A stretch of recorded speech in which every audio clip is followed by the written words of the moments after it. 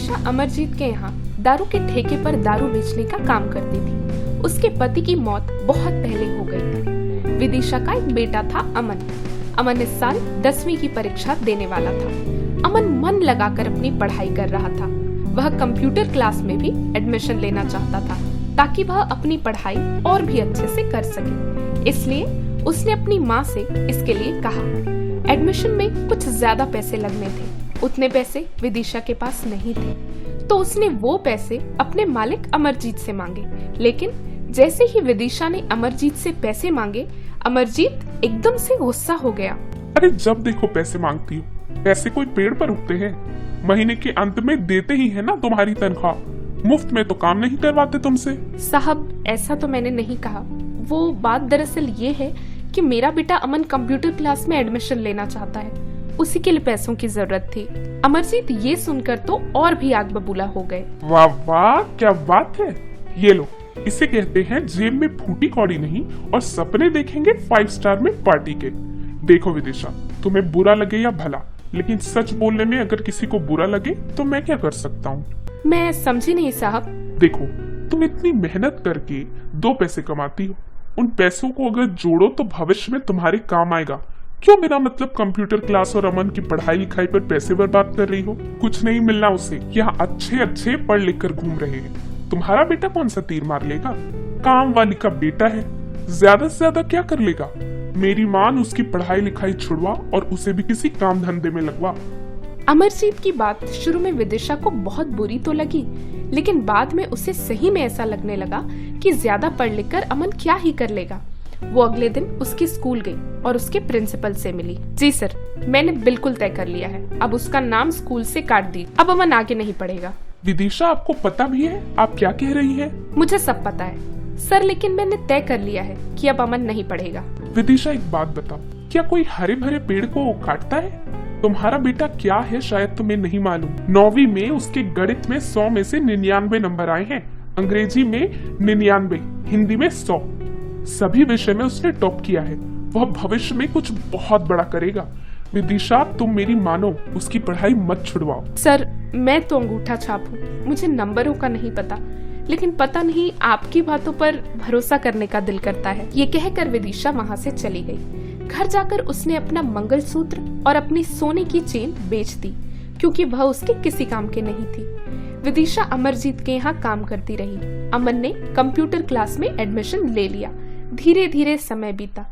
अमन ने बोर्ड की परीक्षा दी। जब उसका रिजल्ट आया तो वह पूरे स्कूल में फर्स्ट आया था। अमरजीत को भी ये बात पता लगी। वो मन ही मन बहुत जल गया। उसे लगने लगा कि विदिशा उसकी बात नहीं मानकर उसने उसका अपमान किया है। खैर, उसने ये बात उससे कही नहीं, लेकिन ये बात उसके मन में बैठ गई थी। कुछ समय और बीता। इंटरमीडिएट में भी अमन ने टॉप किया। वो ये बात अपनी माँ को बताने खुशी खुशी घर पहुंचा, लेकिन घर पर उसकी सारी खुशी आंसुओं में बदल गई। उसने देखा कि उसकी माँ बेहोश पड़ी है। वो उसे लेकर अस्पताल गया। आपकी माँ को हार्ट अटैक आया था। आप कुछ देर और करते तो शायद हम उन्हें नहीं बचा पाते। अब आपको अपनी माँ का बहुत ख्याल रखना होगा। अभी कुछ दिन उन्हें आराम की सख्त जरूरत है। कुछ दिन बाद विदिशा अस्पताल से आ गई। वो फिर से काम पर जाना चाहती थी, लेकिन अमन ने मना कर दिया। नहीं माँ, अब तुम काम पर नहीं जाओगी, मैं काम करूँगा। अरे, ये कैसी बात कर रहे हो? अभी तो तुम्हें बहुत पढ़ना है, आगे बढ़ना है। नहीं माँ, मुझे जितना पढ़ना था मैंने पढ़ लिया। अब मुझे तुम्हारी देखभाल करनी है। नहीं बेटा, चाहे कुछ हो जाए, मैं तुम्हें पढ़ाई छोड़ने के लिए बिल्कुल नहीं कहूँगी। मुझे आज भी याद है, तुम्हारे प्रिंसिपल ने मुझसे कहा था कि तुम पढ़ाई में बहुत अच्छे हो, इसकी पढ़ाई मत छुड़वाना। लेकिन अमन अपनी जिद पर अड़ा रहा। तब विदिशा इस बात पर राजी हुई कि वह काम भी करेगा और पढ़ाई भी। अमन ने कुछ जगह काम के लिए ट्राई किया, लेकिन बात नहीं बनी। वो परेशान रहने लगा। एक दिन विदिशा अमरजीत के यहाँ अपने बेटे के लिए कुछ काम मांगने गई।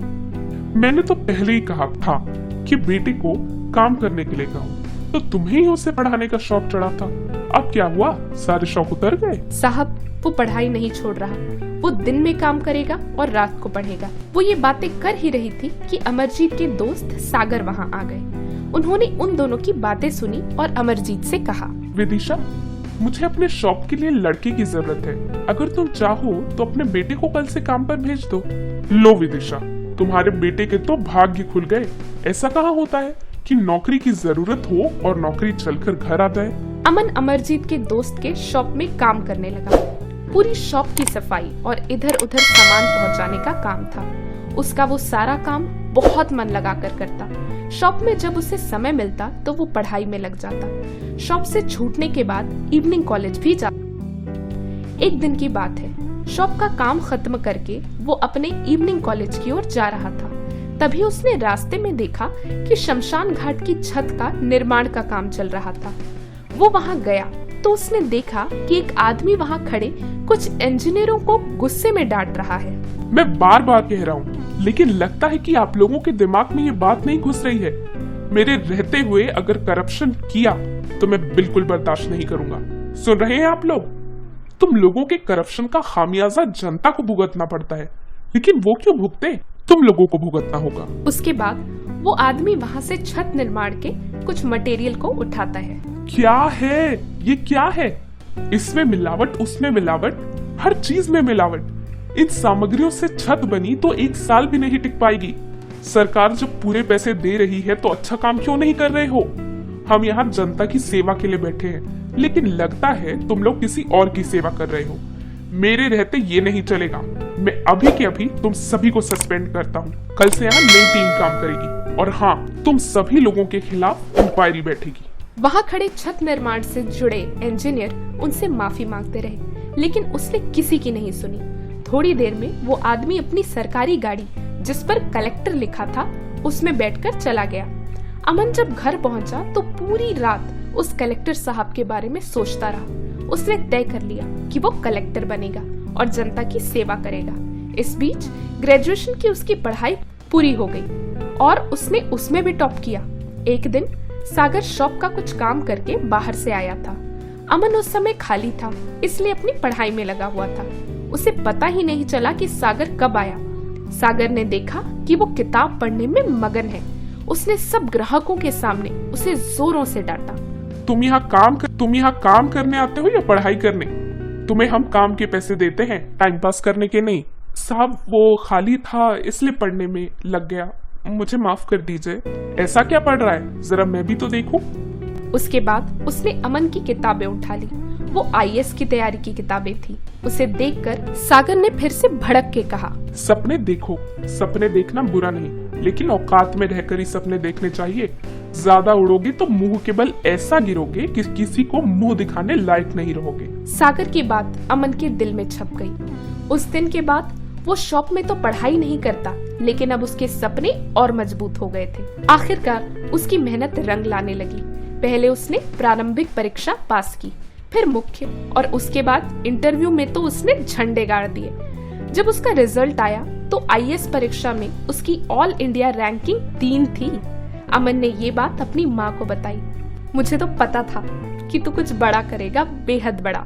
पहले तेरे प्रिंसिपल ने मुझसे ये बात कही थी बेटा। सब तेरा आशीर्वाद है माँ। तू ही मेरी हिम्मत है, तू ही मेरी सफलता, तू ही मेरी प्रेरणा। हर बार न्यूज़पेपर पर उसकी कामयाबी की चर्चा हो रही थी। अमरजीत को तो विश्वास ही नहीं हो रहा था कि एक काम वाली का बेटा कैसे कलेक्टर बन गया, क्योंकि उसने तो पहले से ही तय कर रखा था कि काम वाली का बेटा या तो ड्राइवर बनेगा या तो चपरासी। एक इंटरव्यू में अमन ने अपनी सफलता के पीछे अपनी माँ का हाथ बताया और लोगों की प्रेरणा के लिए एक मंत्र दिया। कौन कहता है कि आसमान में सुराख नहीं हो सकता, एक पत्थर तो तबीयत से उछालो यारों। तो दोस्तों, आपको हमारी आज की कहानी कैसी लगी ये कमेंट बॉक्स में लिखकर जरूर बताइएगा। अगर आपको कहानी अच्छी लगी तो वीडियो को लाइक करें, शेयर करें और चैनल को सब्सक्राइब भी करें। जय हिंद, धन्यवाद।